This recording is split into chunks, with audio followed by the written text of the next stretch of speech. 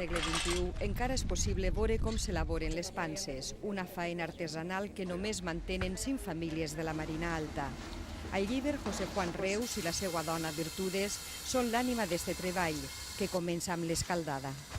Es mulla el raïm des d'aigua i sosa càustica i això fa que es faci els tallets al raïm i per ahir es ensuma, treu l'aulla, després ja es seca i es queda el sucre i és el que es converteix en pansa.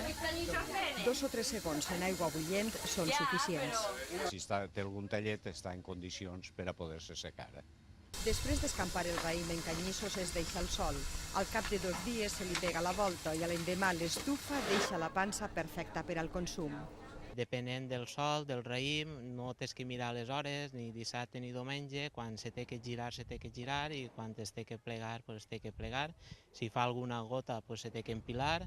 Si l'oratge acompanya i no plou, la família de José Juan elaborarà 10.000 quilos de panses. Abans en totes les cases se'n feien, però ara el raïm moscatell és per a fer vi.